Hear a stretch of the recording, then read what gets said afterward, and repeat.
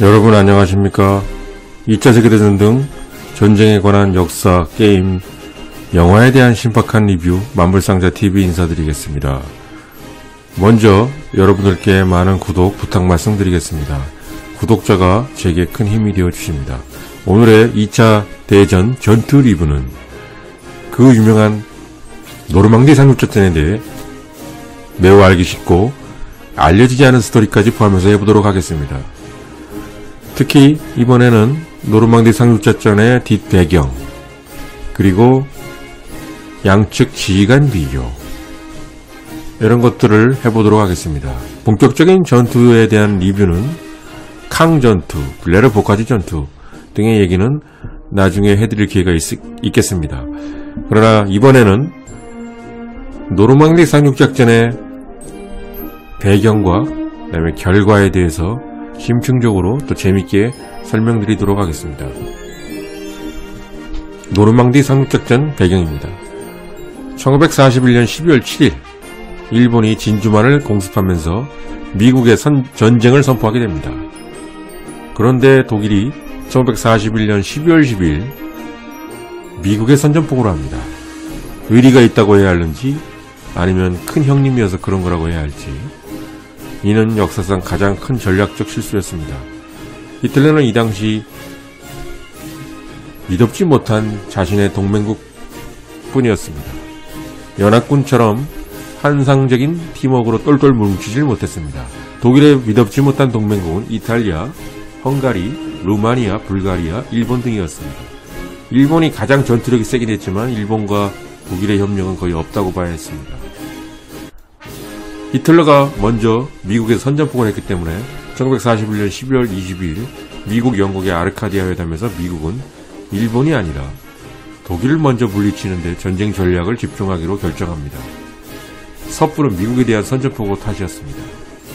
따라서 결과적으로 세계에서 가장 넓은 땅을 소유한 소련, 세계에서 가장 강력한 산업력을 지닌 미국, 그리고 당시까지도 역사상 가장 위대한 제국의 지위를 유지하고 있던 영국과 동시 전쟁 상태에 돌입하게 된 것입니다. 한편 소련은 혼자서 독일을 상대하기 너무 힘들다, 빨리 제2전선을 서부에서 열어라, 우리의 압박을 덜어달라고 계속해서 요구합니다. 그러나 1943년이 넘어서까지도 미영연합군은 손쉽게 제2전선을 열기가 어려웠습니다. 특히 영국은 신속하게 제2전선을 열어야 한다는 전략을 반대했습니다. 첫 번째 이유는 영국은 이미 4개 전선에서 전면전을 수행하고 있었기 때문입니다. 독일과의 잠수함을 상대로 치열하게 싸우고 있는 대서양 전투, 동남아시아에서 일본을 상대하고 있었고, 한편으로는 독일에 대한 전략 폭격을 감행하는 전쟁을 수행 중이었습니다. 그리고 북아프리카에서 롬멜까지 상대하고 있었습니다. 또 하나의 이유가 있는데요. 또 하나의 이유는 영국은 물론 미국도 그와 같은 대규모 상륙작전을 감행할 수 있을 정도로 훈련된 병력과 장비를 충분히 보유하고 있지 않았습니다. 따라서 처칠은 미국을 설득해서 북아프리카나 이태리 등에 대한 공격부터 먼저 하자고 설득을 했죠. 스탈린에게 약간의 생색을 내는 정도에 지나지 않는 공격이었습니다. 따라서 영미군의 진정한 제2전선은 1944년이 돼서야 가능했습니다. 프랑스 해방을 위한 노르망디 상륙작전, 1940년 6월부터 1944년 6월까지 거의 4년간 프랑스는 독일군한테 나라를 뺏긴 상태였죠. 점령을 당한 상태였습니다. 따라서 제2전선을 열기 위해서는 북프랑스에 상륙해야 했습니다. 이미 유럽의 허약한 아랫배인 이태리를 치고 올라오고 있었으나 독일의 심장에 비수를 꽂고 결정적 타격을 가하기 위해서는 유럽 대륙 상륙이 필수적이었습니다. 작전명 오버로드, 대군주 작전. 그 원대한 작전 성공을 위해서는 육해 공군을 긴밀히 연결한 지상 최대의 작전이 필요했습니다. 그 개시일인 D-Day는 1944년 6월 6일이었고 노르망디 상륙 후 완벽한 교두보를 확보하게 될 6월 30일을 작전 종료일로 정했습니다. 당시 양측 지휘관. 잘 알려진 대로 연합군의 총사령관은 아이젠하워 장군이었고 지상군 사령관은 몽고메리 원수가 맡았습니다. 상륙 당시에 독일군 방어 총사령관은 게르트 폰 룬트슈테트 장군이었고 대서양 해안 방어를 책임진 지휘관은 사막의 여인 에르빈 롬멜 장군이었습니다. 특히 아프리카에서 롬멜 군단을 괴멸시킨 장본인인 몽고메리가 롬멜과 프랑스 북부에서 다시 한번 격돌하게 되는 것이죠. 특히 롬멜의 B집단군은 노르망디를 방어하는 7군과 15군을 지휘했습니다. 서부전구 최고사령부 예하의 기갑 예비부대인 서부전구 기갑집단은 해안선에서 벗어나 파리 근교에 주둔했습니다. 1944년 노르망디 상륙작전 직전 롬멜은 서부전구 최고사령부 예하의 6개 기갑사단 중 3개를 자신이 컨트롤하는 데 성공합니다. 제프 디트리히가 주의하는 1친위 기갑군단을 포함한 나머지 기갑사단은 국방군 최고사령부 통제하에 있었습니다. 서부전구 최고사령부에서 룬트슈테트는 서부전구 최고사령관이었지만 항공제어는 물론 대공포도, 예비 기갑사단도 마음대로 할 수가 없었습니다. 심지어 보병사단조차도 그의 통제 밖에 있는 사단이 존재했습니다. 게다가 자신의 직접적인 지하에 있는 롬멜조차도 마음대로 할 수가 없었습니다. 롬멜은 히틀러와의 친분관계를 이용해서 연합군 침공에 대항하는 지휘관 역할을 수행했습니다. 그런 롬멜조차도 노르망디 전투에서는 독일의 진정한 지휘관이었다고는 말할 수 없었습니다.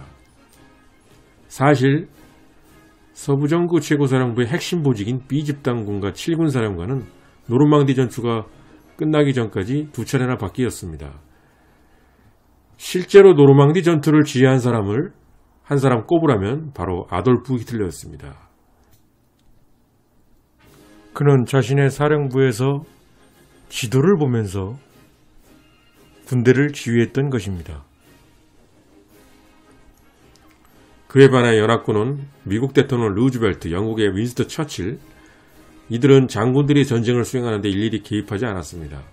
아이젠하워는 셰프, 연합군 원정군 최고사령부를 맡게 되었으며 당시 53세였습니다. 아이젠하워는 그때까지도 한 개 대대도 지휘해본 경험이 없었으나 관리자이자 엄청난 수완을 가진 정치가였습니다. 그의 가장 큰 임무는 미국, 영국, 캐나다, 폴란드, 프랑스의 부대를 하나의 연합체로 묶는 거였습니다. 최초 상륙부대는 21집단군으로 오마 브래들리 중장이 미군 제1군과 육군 중장 마일스 템프시 경의 영국 2군으로 구성되었습니다. 21집단군 사령부는 대장 버나드 몽고메리였습니다. 다만 상륙작전이 일단 성공하면 미군 1군은 21집단군 배속에서 벗어납니다. 그래서 새로 창설된 3군과 합류하여 브래들리 장군을 사령관으로 하는 미 12집단군을 형성하게 되어 있었습니다. 그리고 이때부터 아이젠하워가 몽고메리의 지상군 사령관 지위를 인수합니다. 그래서 연합군 원정군 최고사령부에서 아이젠하워가 2개 집단군을 컨트롤하게 되어 있었습니다. 상륙작전은 2단계로 진행이 됩니다. 1944년 6월 6일 새벽에 연합군은 공수부대의 야간 투입을 먼저 시작하는데 이윽고 날이 밝자 본격적인 상륙작전을 개시합니다. 연합군의 완벽한 기만작전. 노르망디 상륙작전. 작전 개시가 시작되기 이전에 연합군의 기만작전이 선행되게 됩니다. 보디가드 작전이라고 불렸던 기만작전은 독일군의 경계심을 상륙 예상 지점인 노르망디에서 다른 곳으로 관심을 돌리기 위함이었습니다. 기만작전의 핵심은 독일의 독재자 히틀러로 하여금 연합군의 상륙이 노르망디가 아니라 영불 해협의 연결 항구인 칼레 북쪽에 행해질 것이라고 오판하게 하는 것이었습니다. 그것은 바로 미 1군이 패튼 장군의 지휘 아래 도버 해협을 건너 칼레에 곧 상륙작전을 할 듯이 양동작전을 실시하는 것이었습니다.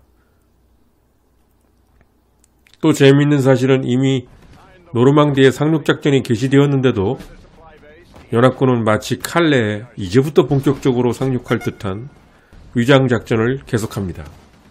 따라서 독일군은 칼레에 막대한 정예군을 두고도 정작 노르망디로 달려오지 못하게 됩니다. 연합군은 기망작전을 더욱 신빙성 있게 만들기 위해서 중폭격기들이 칼레 앞바다인 도버 해협 상공을 비행하여 방대한 양의 얇은 금속 박편을 살포하여 독일군 레이더를 교란합니다. 연합군이 칼레 해안에 곧 본격적으로 상륙할 것이라고 속이기 위해서였습니다. 결단을 내리는 아이젠하워 총사령관. 1944년 6월 6일 노르망디 상륙작전이 벌어질 노르망디 해안은 매월 약 열흘간만 상륙작전이 가능한 날씨였습니다. 만원이 되는 날의 밝음과 조류가 작전 실시에 가장 이상적이었습니다. 그 이유는 보름달의 밝은 달빛이 공중의 수송기들이나 글라이더들이 지형지물을 잘 식별할 수 있게 해줬기 때문이었고, 조류는 해안에 독일이 설치한 상륙 저지 장애물들을 피하기 위해서 최대로 높은 해수면이 필요했기 때문이었습니다. 드디어 1944년 6월 5일이 바로 만원이 뜨는 날이었습니다. 총사령관 아이젠하워는 잠정적으로 6월 5일과 6일 사이 야간을 작전 개시로 결정했었습니다. 하지만 5월에는 쾌청하던 날씨가 6월이 되면서 사나워지기 시작했습니다. 6월 4일 악천후는 작전 실시 불가함을 말해주고 있었습니다. 강풍과 파도는 상륙 모선이 상륙정을 발진시킬 수가 없게 했고, 낮은 시계는 항공기 활동을 불가능하게 했습니다. 이미 병력을 싣고 영국의 항구를 출발하였던 함선들은 다시 영국 남해안으로 돌아와서 대피하고 있어야 했습니다. 상식적으로 본다면 6월 5일 침공 계획은 전면 취소하여야 했습니다. 이 어마어마한 인원들과 장비가 바다에 한 달을 떠 있는 것은 불가능했습니다. 6월 5일 연합군 총사령부에서 중대한 회의가 있었는데, 이 회의에서 영국 공군 기상대장 J.M. 스태그 대령은 6월 6일에는 기상이 약간 좋아질 것이라는 예보를 브리핑했습니다. 아이젠하워는 스태그 대령의 기상 예보를 근거로 작전 강행을 최종 결정하였습니다. 작전은 강행되었지만 악천후는 결과적으로 충분한 항공 지원을 불가능하게 해서 강력하게 요새화되어 있는 오마하와 주노 해안 방어력에 대한 충분한 타격을 가할 수가 없었습니다. 오마하에서 미군이 많은 피해를 입은 것도 아마 이러한 영향이 있었을 것으로 짐작됩니다.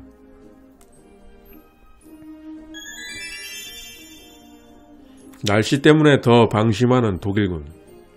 6월 초 북부 프랑스의 악천후는 독일군을 안심하고 경계를 풀게 하는 효과를 낳았습니다.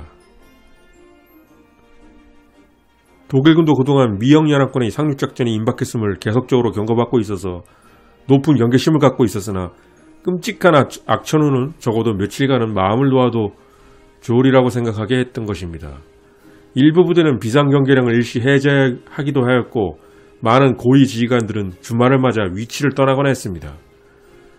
해안선 방어를 책임진 에르빈 롬멜은 아내의 생일 축하를 위해 며칠간 독일의 집으로 귀가했습니다. 왜냐하면 너무 악천후니까 한 달간은 안 쳐들어오겠지 한 거죠. 다른 수십 명의 사단장이나 연대장 그리고 대대장들도 침공 대비를 위한 워게임 연습을 위해서 임지를 떠나 있었습니다. 차라리 아예 날씨가 좋았다면 독일군들도 어느 정도 방비를 하고 있었을 텐데, 6월 5일부터 몰아친 폭풍우는 독일군의 긴장을 완전히 이완시켰습니다. 그러던 중에 마침 6월 6일 당일은 약간 날씨가 개일 거라는 예보관의 말을 믿고 아이젠하워는 6월 6일 어찌 보면 도박을 한 셈입니다. 결과적으로 이 도박은 최선의 결정이었고 독일군은 완전히 허를 찔리게 됩니다. 여러분 아마 재밌게 보셨을 겁니다. 많은 응원 부탁드리겠습니다. 많은 구독과 좋아요 부탁드리겠습니다. 여러분 힘을 주십시오. 감사합니다.